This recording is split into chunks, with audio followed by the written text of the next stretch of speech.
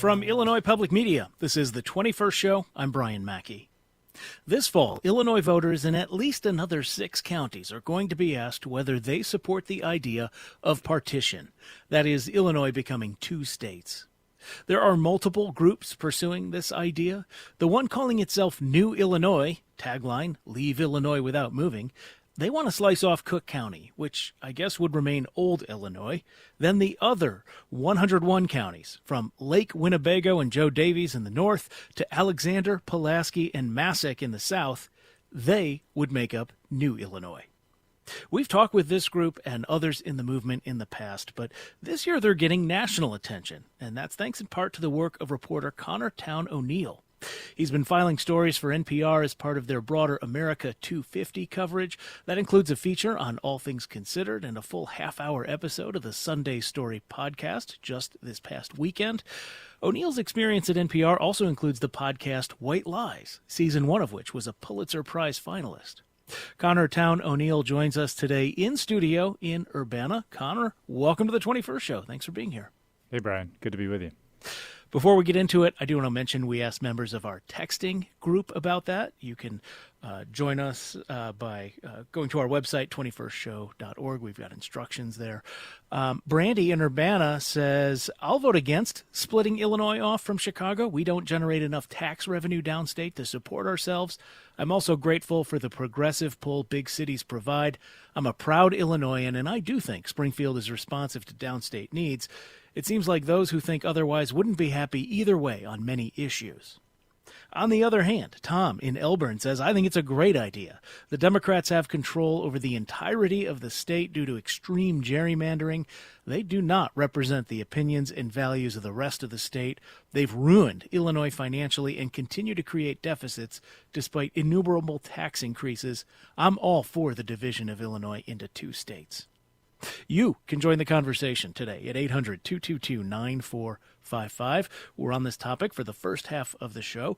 What do you think of this? Do you think state government is or is not responsive to the concerns of people outside Cook County?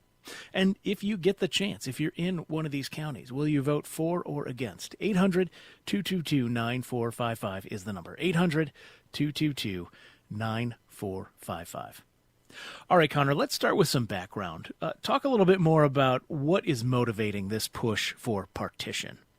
Yeah, so I think it's incredible that the 2 text responses you got so far, I think, lay out a lot of the issue pretty succinctly. But basically, this group or number of groups within this movement that want to create the 51st state see a whole host of grievances about this state.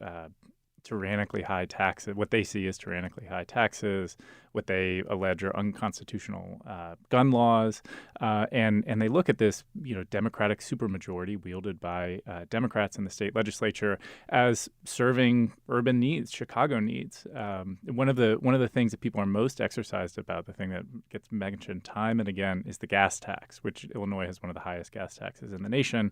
People in the movement see that as this undue burden on rural people who maybe live 30, 45 miles from where they work. One person said, there's not a business within 5 miles of where I live, so I'm driving all the time and I pay this high gas tax.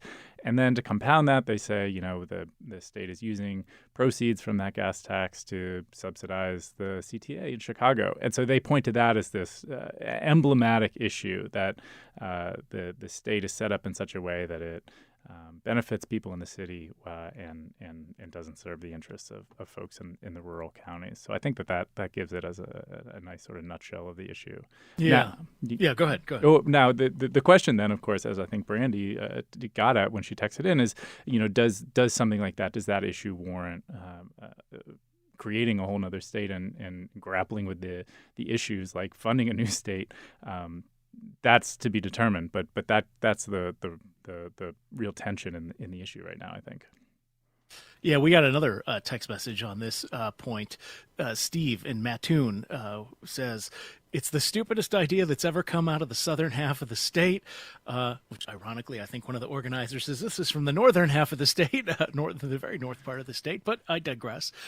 He says people just don't seem to realize how much of our money from the southern part of the state comes back to us. At least $1.80. Some of the counties on the river get $3 back. And Connor, I know you looked into this. There is this impression of state spending that is way, how do we say, at variance with reality. The Simon Institute at Southern Illinois University, Carbondale, now it was a decade ago, but they looked at these numbers.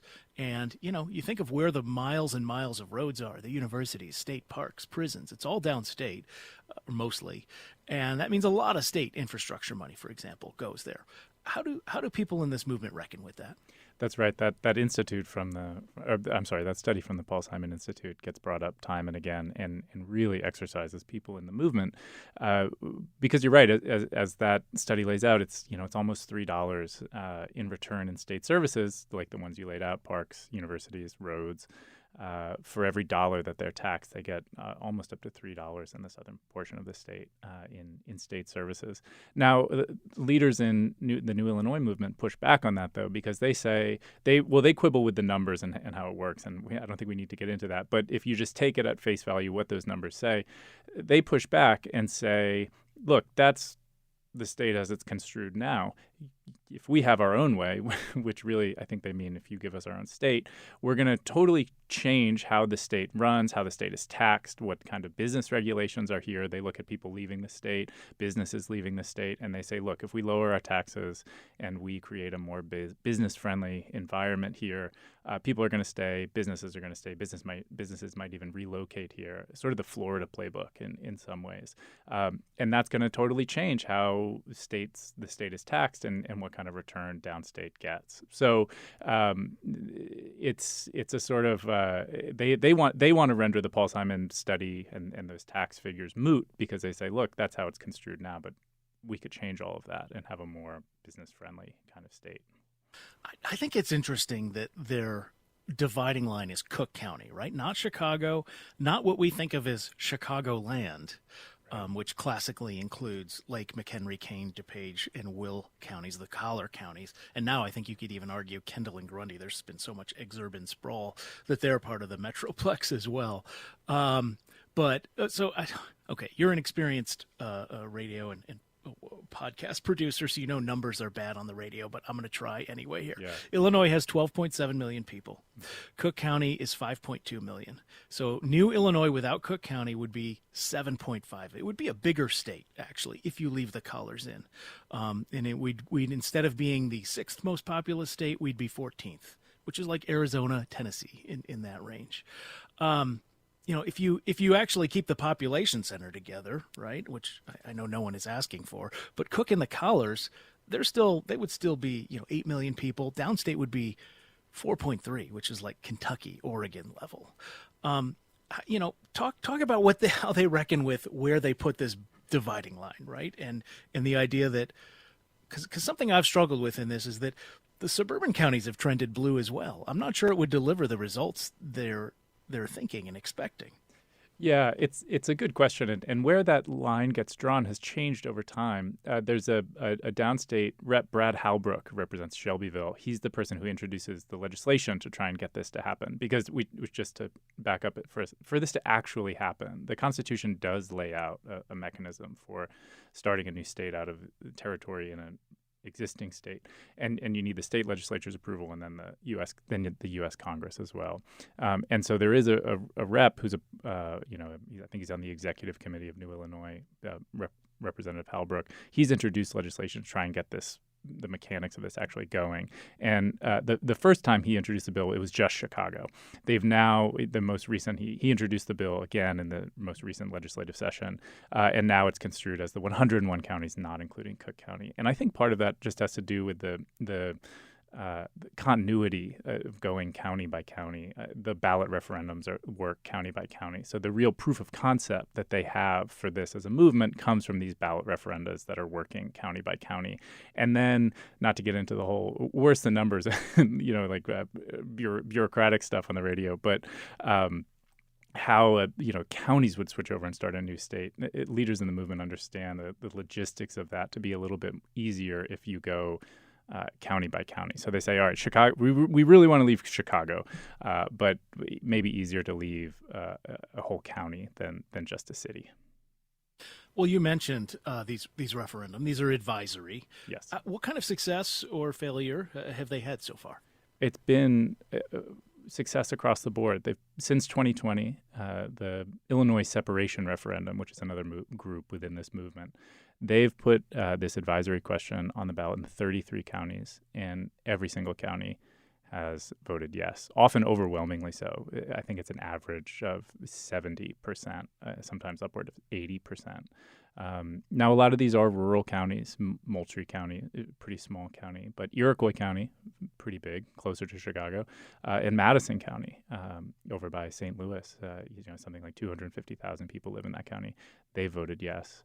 And there are actually 8 more counties that are going to have it on the ballot here in November. It's gone up since that story ran. I've been able to confirm 2 more county boards have approved the referenda appearing.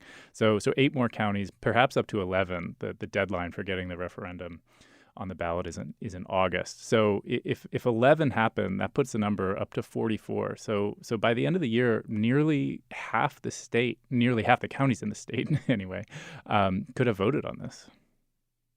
Iroquois County, maybe larger geographically, 26,000 people live there. Okay, one of the things I did not have time to do in my fun with numbers this morning is tally up all the counties that have voted for it, and I'm curious if the population adds up to, well, obviously it's not going to add up to Cook County because like almost half the people in the state are in Cook County, but it's a really small number.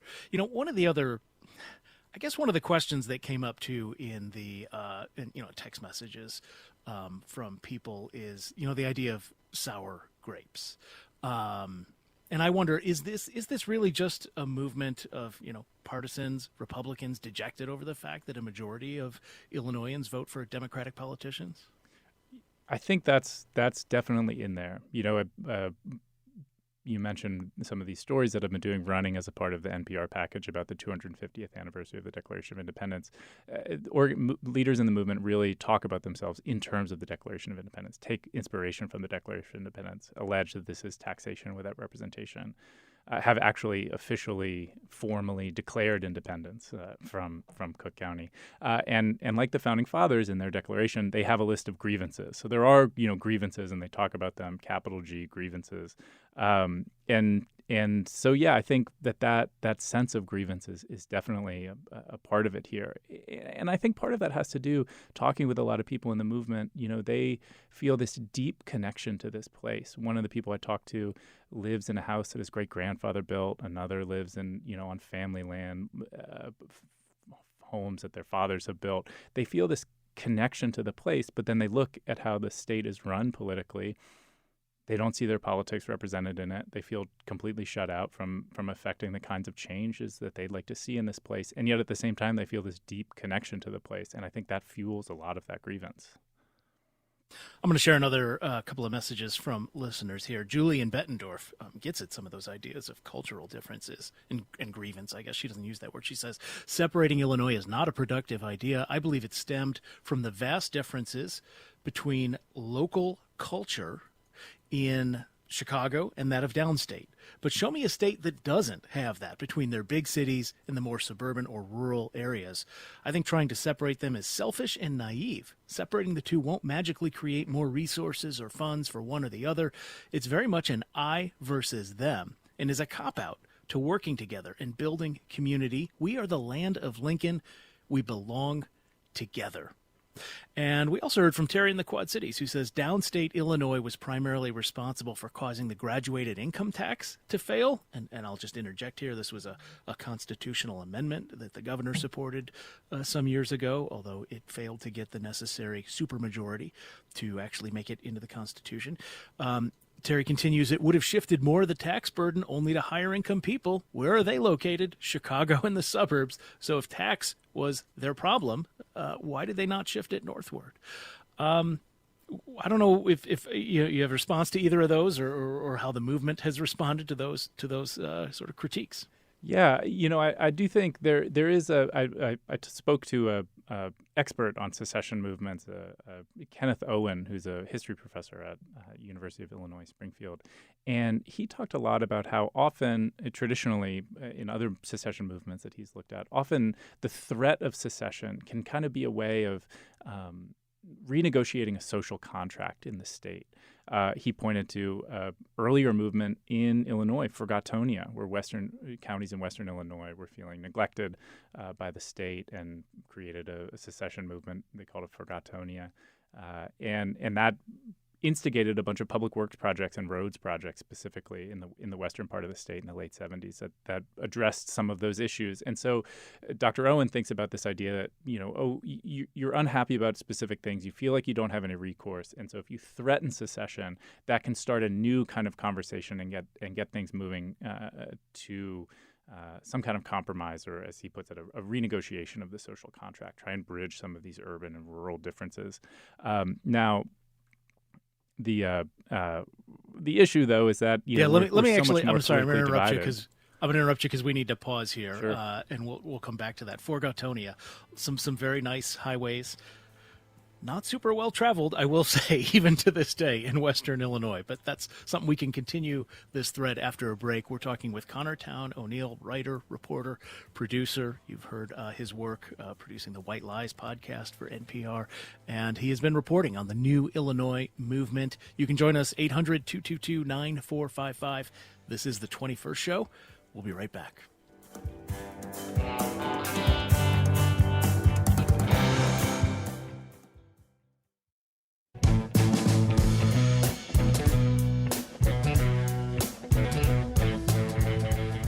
It's the 21st show. I'm Brian Mackey. We are talking about the idea of partitioning Illinois into two states, which there are a number of groups still pursuing. One calling itself New Illinois has been the subject of some recent reporting by Connor Town O'Neill for NPR. His work's been on All Things Considered, a feature about this, and the most recent full half-hour episode of the Sunday Story podcast was about this. It's part of NPR's ongoing America 250 coverage. And we asked our listeners about this. We've got a lot of text messages in very short order, mostly running against a lot of sort of like, what's the matter with Kansas type idea. If you remember that book from 25 years ago. Cheryl in Sullivan, Illinois says, I think it is ridiculously silly. Chicago helps downstate Illinois both financially and culturally. I think most people who support the separation are critically uninformed. And Randy in rural Peoria County says, it reminds me of Brexit, so let us just keep inflicting unnecessary pain. Somebody has way too much time. I think if that happens, I am moving. Wow, that is a bad idea. You can join us 800-222-9455. We're on this topic for about just another 7 minutes or so, and we're talking about it with Connor Town O'Neill, again, who's been reporting on this for NPR. Connor, before the break, I'm sorry I had to interrupt you. We can pick up where we left off there, or move on to some meta questions that I'm hoping to talk with you about here. Well, yeah. Well, I think that I was pointing to this earlier movement in the 70s, Forgotonia. Forgotonia, yes, out yes. in Western Illinois, and that gets pointed to as a sort of proof of concept for this idea that say, yes, people threaten secession as a way of getting attention. It's such a provocative term, secession, right? As someone mentioned the land of Lincoln, the associations, connotations we have with the Civil War. It really sparks something. It gets attention. Once you get that attention, people that study secession movements say, oh, well, that becomes the way of starting a conversation that brings things back together, that might keep the state as one. The issue now, though, is that this is coming at a moment of such fierce political polarization in the country. And I think the polarization in Illinois, this urban-rural divide, really gets at something that is a major issue in the country. And so I suppose the question is does that old coming together, you threaten it, but only to sort of get the ball rolling on a conversation and come back together. Can that happen now? I think that's a question on everyone's mind. All right, let's get meta in the time we have remaining here, because I got to admit, I'm conflicted about covering this every time it's come up. We've done 2 full hours on this in the past couple of 3 years now, I guess. On the one hand, it's happening, right? This is a deep sentiment, and I will say the Democrats have not done themselves favors with the extreme gerrymandering, right? Illinois is, if you look at statewide election returns, it's basically a 55-45 state in the Trump era, although set aside the fact that we, as recently as a decade ago, half our statewide electeds were Republicans. But, Illinois is a 55-45 state. The Democrats have gerrymandered it to be much bigger margins for themselves than that in the General Assembly. On the other hand, the people saying these things, putting real questions on real ballots, these are advisory, they're not binding, but still, it's a fantasy. It would need the consent of Illinois government, which is never going to go for this. And so sometimes I wonder, is coverage playing into an unrealistic fantasy? And I wonder how you reckon with that. Yeah, it's a good question, and I've received a lot of response from some of these stories. My editor at NPR has been forwarding me listener responses, and there is that meta question of the role of covering in this if it is such a long shot. I tend to work by the motto from the journalist Scott Carrier, who talks about how he tries to move toward the scary thing mostly by listening. And just to clarify, by the scary thing in this case, I mean the fierce political polarization in this country right now, and the divide, and often what sparks into political violence in this country. That is the scary thing for me, so I'm trying to move closer to that thing, mostly by listening. And so when you hear about New Illinois, and when you see these returns on the ballot referenda, you think something's happening here. Now, does it have the popular support of the state legislature for it to actually go? At the moment, no. This bill that was introduced in the last legislative session didn't make it out of committee. Actually, it didn't even make it into committee. It didn't make it out of the Rules Committee, which is the first stop. So yes, it's a long shot in that way. And yet, it is happening. And there is serious support behind it in some places in the state. Obviously, as we're hearing from listeners and as I've been talking to people, that is by no means across the board all of downstate supports this. No. And yet there is a big minority in the country, that minority of people in the country that support this. And because they're in that bind where they really want this to happen and it really seems like a long shot of happening, that is putting a lot of tension on the movement. And people are trying to figure out now what to do about that. They feel like their only recourse is to start a new state. And that thing, because of the requirements of the Constitution, just isn't going to happen. So what then? What then exactly? And that's where I worry, and we shared in our pre-show communications, we don't have to get into it, but there was this really fascinating study from this group called the Agora Institute. It's out of Johns Hopkins. They do focus groups on steroids where they spend weeks and months with individuals around the country, just really getting to know them and their views. And they did this thing, Faith, Freedom, Family, Place, an ethnographic study of conservative Americans' relationships to democracy. And the big takeaway, people can read this, we'll put a link to it on our website, 21stshow.org. But the big takeaway for me is that, there are a group of conservative people in this country who really feel alienated, even as they have a trifecta in federal government right now, really feel alienated. And I wonder, movements like this sort of play into that, into thinking there is a fantasy way out of this that is not working with your fellow Illinoisans to try and compromise or gain power back by persuading people, right? Just sort of taking your chips, going home. And, again, I don't know if that's something that people in this movement are really reckoning with or how they're approaching it. Yeah, it's an interesting question. And some people have talked to me about it as a kind of pressure release valve, that being a part of this movement is a way of channeling some of those grievances, some of this feeling of being shut out from state politics, being alienated from power in those ways, and that working to get these on the ballot referendum, talking to neighbors, going door to door, doing this grassroots movement, assembling signatures on petitions.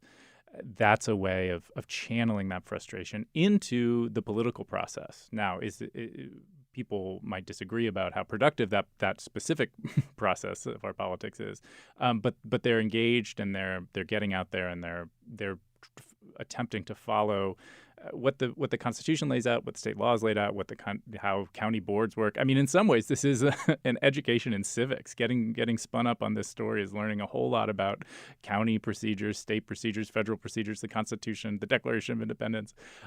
So it's a really engaged political process. But because there is this alienation involved too, some people feel like, well, if it doesn't work, what are we going to do then? And one person I talked to is ready to to grab his gun. They just feel totally stymied in that if we're not going to get the votes in the legislature, then our only recourse is something more violent. Oof. And down that path, suffering lies. Yes. Connor Town O'Neill, writer, reporter, and producer. He's been covering the New Illinois Movement for NPR. Thanks so much for being with us today on the 21st Show. Thanks, Brian.